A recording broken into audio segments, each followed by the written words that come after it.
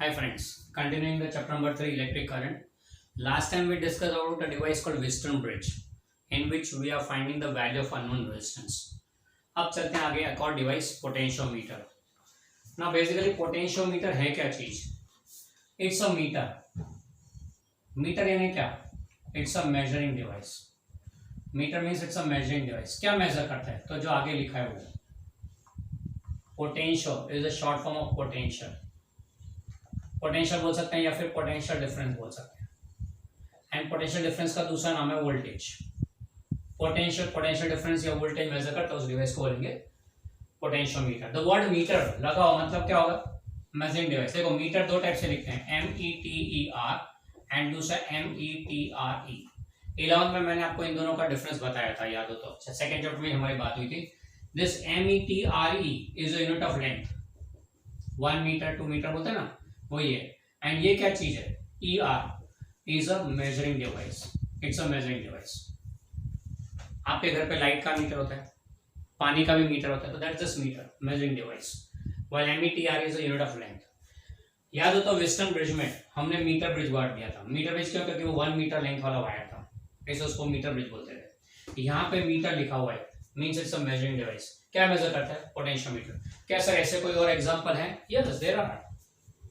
आपने नाम सुना हुआ है ammeter. What is that? Meter measuring device. M is a short form of ampere. Ampere क्या है? Unit of electric current. तो करंट मेजर करने वाले डिवाइस को ए मीटर बोलते हैं. एम्पियर मेजर करने वाले डिवाइस को ए मीटर बोलते हैं. दूसरा आपने डिवाइस पढ़ा था वोल्ट मीटर. वोल्ट मीटर यानी क्या है? तो मीटर यानी मेजरिंग डिवाइस. क्या मेजर करता है? वोल्ट. वोल्ट यानी पोटेंशियल डिफरेंस का यूनिट है, वोल्टेज का यूनिट है. तो it's a device which measures voltage और potential difference in terms of volt. बराबर है. इनकी ज्यादा डिटेल्स हम लोग नेक्स्ट चैप्टर में लेने वाले हैं, चैप्टर नंबर 4 में. पर फिलहाल मीटर यानी मेजरिंग डिवाइस, आगे जो लिखा है उसको मेजर कर रहा है. तो ऐसे potentiometer also a measuring device. क्या मेजर कर रहा है? पोटेंशियल यानी कि पोटेंशियल या पोटेंशियल डिफरेंस या वोल्टेज. तो सर ये दोनों सेम ही हुए ना, तो आर दिस सिनोनिम्स? हाँ, वैसे बोल सकते हैं name wise they are synonyms but their purpose is slightly different. Volt meter भी वोल्टेज मेजर करता है, पोटेंशियोमीटर भी वोल्टेज मेजर कर सकते हैं. तो आप बोलोगे वोल्ट मीटर एक सिंपल सा डिवाइस है जिसका एक ऐसा स्क्रीन होता है एंड जिसके अंदर 0 से लेके मैक्सिमम वैल्यू तक डिविजन्स होते हैं. एक पॉइंटर रखा होता है जो gives the value of voltage. Practicals में आप इसको यूज करेंगे, ओम्स लॉ के प्रैक्टिकल में खास यूज होगा.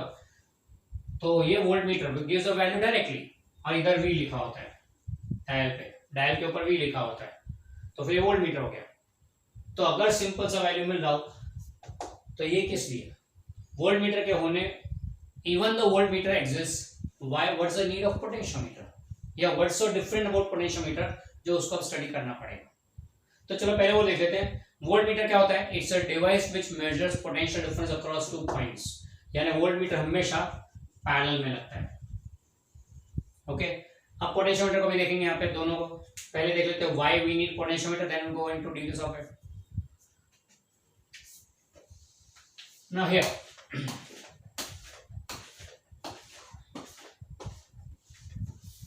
for a battery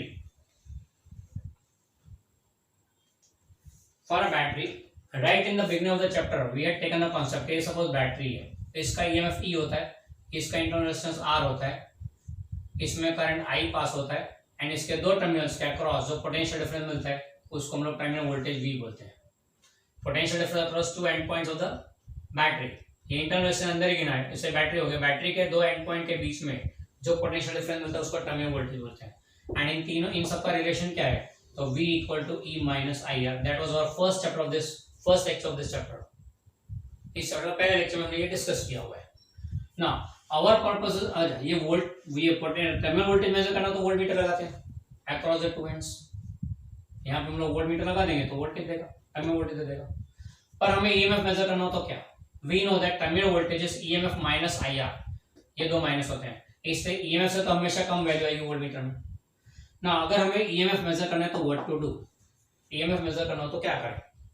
if you want to measure EMF here, then what have you to do? You want terminal voltage is EMF. उसके लिए क्या जरूरी है? IR should be 0. उसके लिए क्या जरूरी है? आइदर I शुड बी 0 और इंटरनल रेजिस्टेंस शुड बी 0. अब इंटरनल रेजिस्टेंस तो कभी 0 हो ही नहीं सकता. क्यों ऐसा? मटेरियल चाहे कितना भी गुड कंडक्टर हो, it's not a perfect conductor. 100 पर ideal conductor does not exist.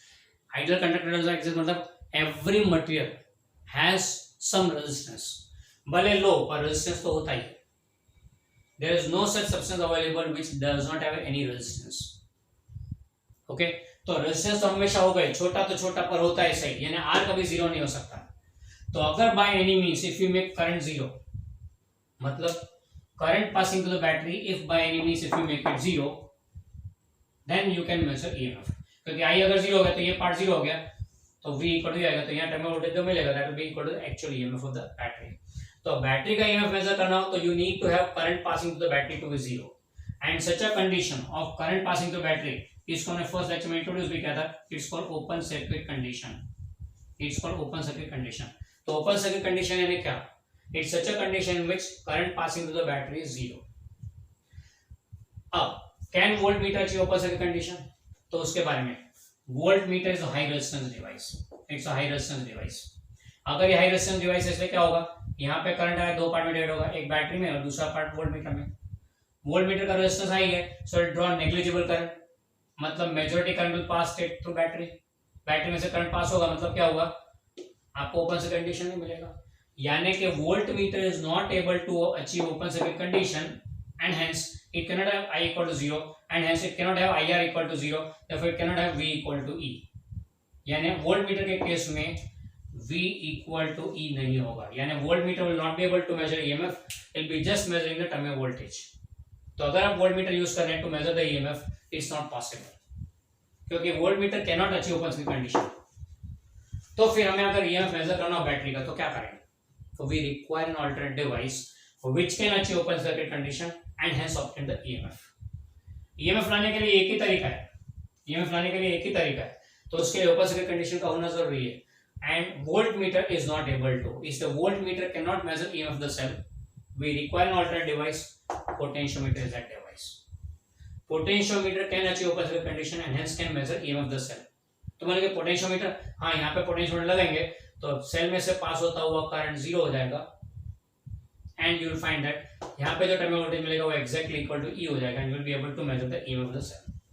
Potentiometer has that superiority over the voltmeter. इसलिए एक क्वेश्चन ऐसा भी बन सकता है, how potentiometer is superior to voltmeter, या फिर explain potentiometer is superior to voltmeter. इतना ही बोल देगा, voltmeter can not achieve open circuit condition and hence can not measure EMF of the cell, so we require an alternate device which can achieve open circuit condition। Potentiometer is such a device which can achieve open circuit condition and hence can give us EMF of the cell। Clear? ये उसका need हो गया। अब चलते हैं आगे, what it is। So we saw the need or importance of potentiometer। What is it? It is superior to voltmeter and it can achieve open circuit condition and hence can give EMF of the cell। तो cell का EMF measure करना हो तो potentiometer is the best thing. अब इसका definition देखते हैं, formal definition. इसका फॉर्मल डेफिनेशन क्या है? It's a device which is used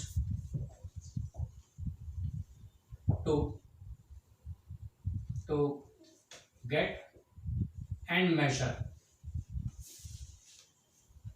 continuously variable potentials. ये ऐसा डिवाइस है which gives us and measures also। So इसका to give and measure, which gives and measures continuously variable potentials। अब पहले तो पोटेंशियल यानी क्या? Potential difference. पोटेंशियल मेजर करने के लिए कैसा पोटेंशियल है यहाँ पे? Variable potential. It can measure variable potentials. अगर वोल्टमीटर यूज करते 0 से लेकर मैक्सिमम वैल्यू है, बराबर है, उधर ये पॉइंटर है। अब ये पॉइंटर क्या करेगा? अगर वैल्यू वेरी हो रहा है तो पॉइंटर मिलता रहेगा, you not be able to get exact value. पर यहाँ पे it can measure variable potentials, continuously variable potential को मेजर कर सकता है। तो बोला कि कंटिन्यूअसली वेरिएबल पोटेंशियल मिलेगा कहाँ, या ऐसा होता कहाँ पे? तो कोई भी सेल या कोई भी बैटरी ले लो, it is basically an electrochemical cell in which the potential is available due to motion of the charges. Charges में कौन मूव करता है? इलेक्ट्रॉन्स। इलेक्ट्रॉन एक इलेक्ट्रोड से निकल के दूसरे इलेक्ट्रोड में जाता है, then we get a potential difference और EMF of the battery। अब वो इलेक्ट्रॉन का transfer from one electrode to second electrode, is it controlled one? कभी हर बार 25 जनों को जाने का एवरी सेकंड वो फिक्स है, तो हर बार 25 इलेक्ट्रॉन निकलेंगे और 25 इलेक्ट्रॉन ट्रांसफर होंगे, 25 निकलेंगे वहां ट्रांसफर होंगे, इज इट सो? नहीं, नॉट नेसेसरी। इलेक्ट्रॉन में तो थोड़ा प्लस माइनस हो सकता है, इट में happen that at any moment 20 में गो, एट एनी मोमेंट 30 में गो, ये तो ऑन एन एवरेज 25 बोलते हैं, यानी at every moment the number of electrons passing will be different, that means the potential will be varying slightly. तो ऐसे केस में वोल्ट मीटर का पॉइंटर हिलता रहेगा, you not be able to get the perfect value, but potentiometer can measure that variable potentials, measure कर सकते हैं। दूसरी बात, at time it gives also, gives मतलब क्या, works as a battery having variable potentials. मतलब क्या हो गया, आप अगर एक बैटरी खरीदते हैं ड्राई सेल तो 1.5 वोल्ट का होता है, फिक्स है। आपने दूसरा ड्राई सेल लिया हाई वोल्टेज वाला तो 9 वोल्ट का ड्राई सेल ले लिया, अब बैटरी ऑफ 9 वोल्ट। अब 9 वोल्ट की बैटरी ली तो बैटरी क्या करेगा, आपको हमेशा 9 वोल्ट प्रोवाइड करेगा, ऑलवेज 9 वोल्ट ओनली। पर आपकी सर्किट की रिक्वायरमेंट 2 वोल्ट की है, बैटरी तो आपके 9 वोल्ट की है, तो क्या करोगे, उसमें से 2 वोल्ट ही चाहिए ना, तो ये तो 9 पूरा दे देगा, battery will provide completely 9 volt, तो उसमें से अगर 2 वोल्ट चाहिए तो अरे सर्किट का एक पार्ट को 2 वोल्ट चाहिए, दूसरे पार्ट को 3 वोल्ट चाहिए, तीसरे पार्ट को 4.5 वोल्ट चाहिए। 9 वोल्ट की बैटरी लगाइए, different part of circuit require different potentials, तो what to do in that case, this is the device which can help in giving variable potentials. आप उसी 9 वोल्ट की बैटरी से 2 वोल्ट भी ले सकते हैं, आप उसी 9 वोल्ट की बैटरी से 3 वोल्ट भी ले सकते हैं, आप उसी 9 वोल्ट की बैटरी से 4.5 वोल्ट भी ले सकते हैं। तो that is what is potentiometer, it's a device which gives works as a battery which can give variable potentials। ये ऐसा बैटरी बन जाएगा जो आपको वेरिएबल पोटेंशियल देता है।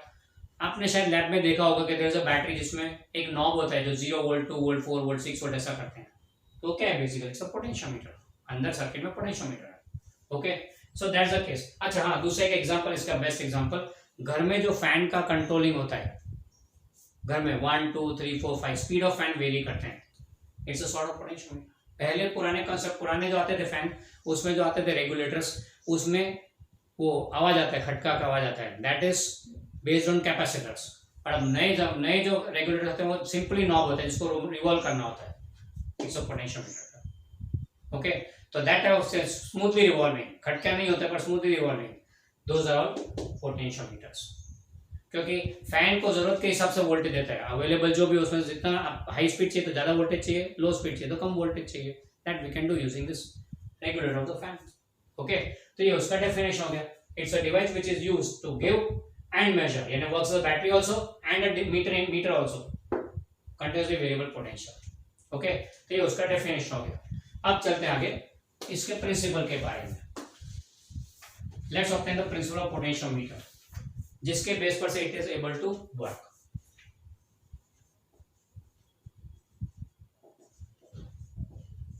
नाउ पोटेंशियोमीटर बेसिकली क्या है, कंस्ट्रक्शन देखिए इसका, तो it's a simple straight wire, let's say AB, और resistive wire AB। Resistive wire मतलब कैसा हुआ, हैविंग कंसिडरेबल रेजिस्टेंस, तो विस्टम ब्रिज वाला वायर चलेगा, हाँ चल सकता है, कांस्टेंट 10 का वायर ले लो, निक्रोम का वायर ले लो, आप कोई भी ले सकते हो, बराबर है। तो ये एक रेजिस्टिव वायर है, इस वायर का रेजिस्टेंस चलो सपोज RAB बोल देते हैं, रेजिस्टिव वायर इज RAB।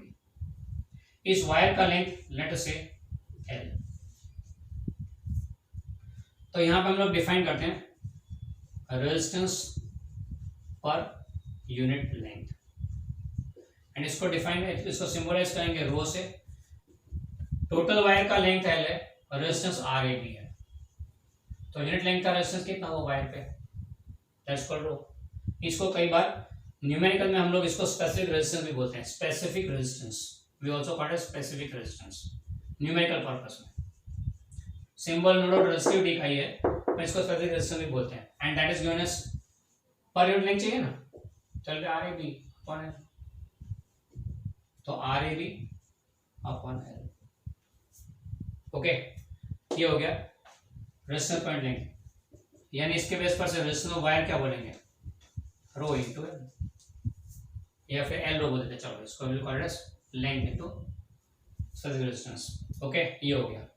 फिर इसके साथ में आगे कंटिन्यूएशन में ये वायर ले लिया रेजिस्टिव वायर, इसके साथ भी connect a battery having EMF E and internal resistance small r, and then a known resistance box resistance box जिसमें से वैल्यू नोन है हमारे पास, हाँ ये लगा दिया। इसके जगह रियोस्टेट बने तो भी चलेगा, पर उसका वैल्यू नहीं मिलेगा आपको, हमें इस वैल्यू की जरूरत पड़ती है। तो we place a resistance box which can give us value R. ठीक हो गया रिगार्डिंग सर्किट डायग्राम। ये सर्किट डायग्राम पोटेंशियल मीटर के हो गए। तो आप बोलोगे sir will be measuring this EMF, नहीं नहीं नहीं नहीं, we are just constructing the device. तो डिवाइस का कंस्ट्रक्शन स्वीट एंड सिंपल है, take a wire, connect a battery and resistance box, that's all. इतना इसका कंस्ट्रक्शन है, take a wire, connect a battery and resistance box, that's all, इतना ही करना है बस। अब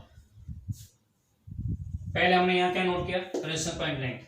अब इस सर्किट का टोटल रेजिस्टेंस कितना बनेगा, टोटल रेजिस्टेंस सर्किट 1, 2 और 3 है ना, तो R plus RAB plus small r। External resistance wire का रेजिस्टेंस, यानी इसको हम लोग पोटेंशियोमीटर वायर बोल देंगे, पोटेंशियोमीटर वायर का resistance and resistance of the internal resistance of the battery. What about the electric current passing through circuit, electric current I through the circuit will be, यानी battery जो current generate करेगा I, कितना होगा ये I, तो I EMF applied upon total resistance R plus RAB plus small r। एक काम पर इसको लिख देते हैं E upon R plus L रो प्लस स्मॉल r। RAB को हमने L रो लिख दिया। फिर ये तो करंट हो गया ना। Potential difference across 2 points A and C। C कहाँ पे, A ये रहा, सपोज C यहाँ पे eight a distance small l from A। C is eight a distance small l from A। तो पोटेंशियल डिफरेंस क्या बनेगा, इसको हम बोलते हैं VAC and that will be I into RAC. So therefore VAC will be equal to I क्या है, E upon R plus L rho plus small r, and RAC को क्या लिखेंगे, RAC means resistance of this much part, resistance of this much part।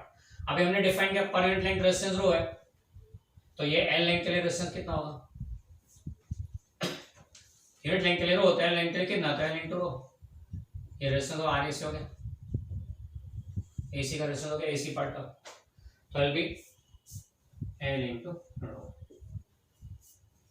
Rearranging the terms, what we get is E rho upon R plus L rho plus small r into length। ये VAC हो गया, बराबर है। अच्छा अब ये VAC क्या चीज है, इट इज E rho। अब E is the EM of the battery, constant value, rho is the resistance point length of the wire। यहाँ पे हम लोग वायर यूनिफॉर्म क्रॉस सेक्शन वाला लेते हैं, we take a wire of uniform cross section, potentiometer wire of uniform cross section, is throughout the cross section is same, यानी resistance point length will remain the same throughout the wire.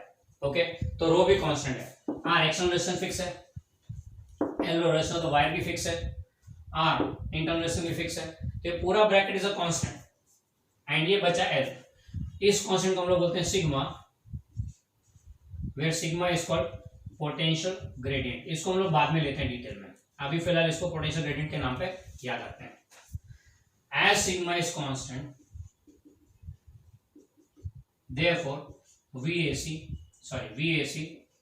is proportional to L, यानी जितना length ज्यादा, ये distance L C का ज्यादा, जितना distance ज्यादा A से उतना VAC ज्यादा, जितना डिस्टेंस कम, यानी as a point C moves away from A potential difference increases, as it returns back towards A potential decreases, यानी it depends on the distance of the point C from A, potential difference across the two।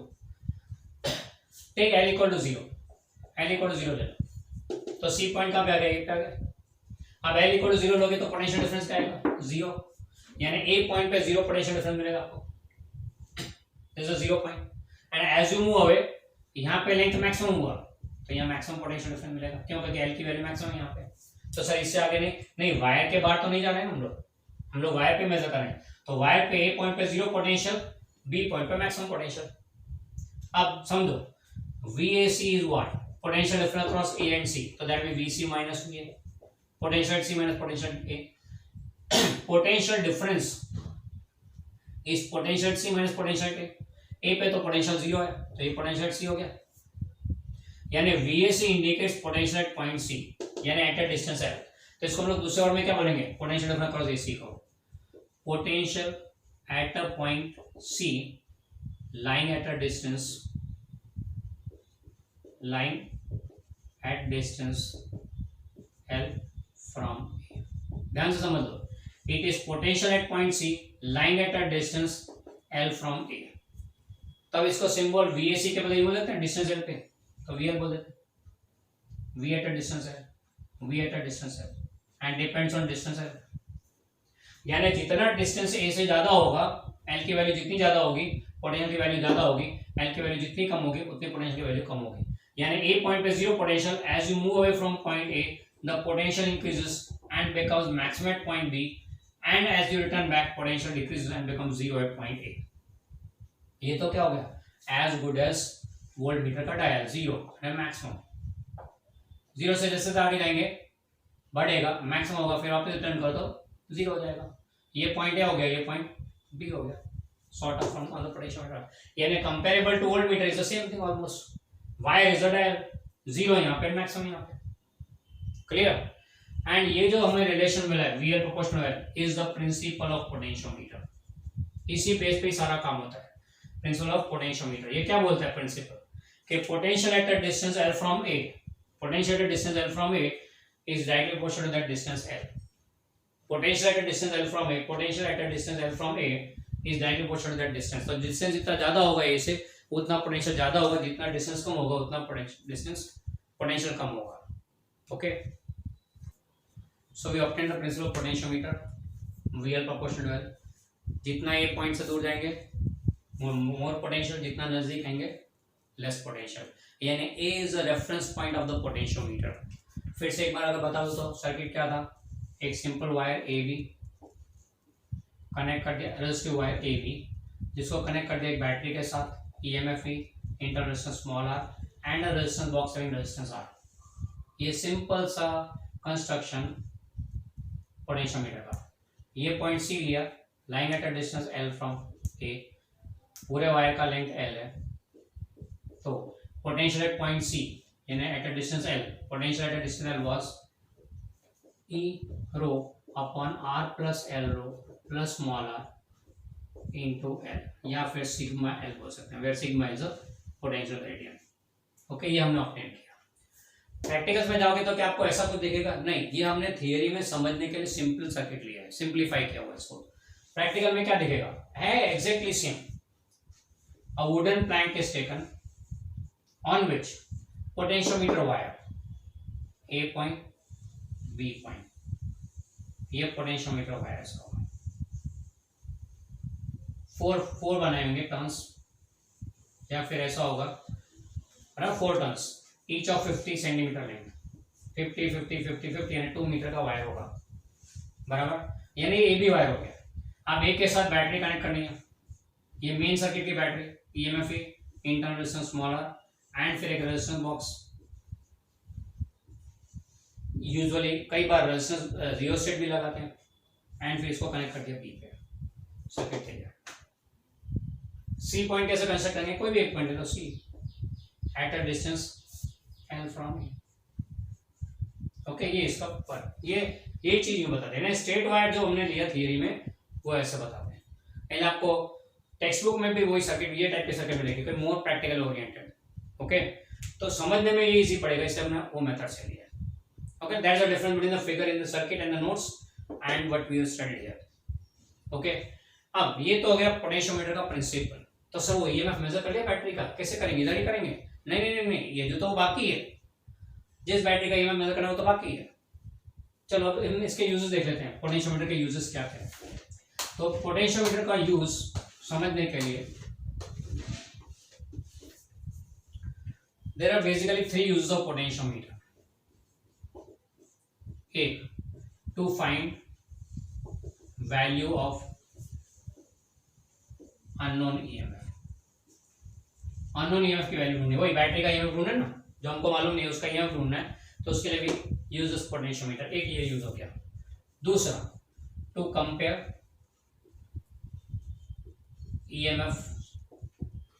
EMFs of 2 cells, 2 cells की EMF compare करने के लिए। यानी comparison मतलब क्या, एक का EMF E1 है, दूसरे का E2 है, इन दोनों को कंपेयर करना मतलब रेशियो लेना। रेशियो लेना मतलब comparison means what, comparing EMF means obtaining the ratio E1 upon E2। ना ये ratio how does it show comparison. तो सपोज ये रेशो 2 आया तो क्या बोलेंगे E1 इज ट्वाइस E2। हो गया ना कंपैरिजन सीधा सा, E1 is twice E2। Clear? So that's what we will do the second thing. Third use इसका to find internal resistance of the cell. सेल का इंटरनल रेजिस्टेंस फाइंड करने के लिए भी इसका यूज करते हैं, internal resistance R of cell. यानी सेल का ईएमएफ भी ढूंढ सकते हैं, सेल का इंटरनल रेजिस्टेंस भी ढूंढ सकते हैं यूजिंग पोटेंशियोमीटर। ये तीन हमारे एक्सपेरिमेंट में आने वाले हैं, तीन यूज हमारे एक्सपेरिमेंट में है, प्रैक्टिकल्स में है। इसलिए हम इसको डिटेल में पढ़ेंगे अगले लेक्चर में। अभी तो फिलहाल हमने कॉन्सेप्ट ले लिया पोटेंशियोमीटर का, उसका प्रिंसिपल भी ले लिया। अब इसको यूज करके कैसे हम ईएमएफ ढूंढेंगे, कैसे कंपेयर करेंगे, कैसे इंटरनल रेजिस्टेंस लेंगे, अगला complete lecture is dedicated to this uses of potentiometer.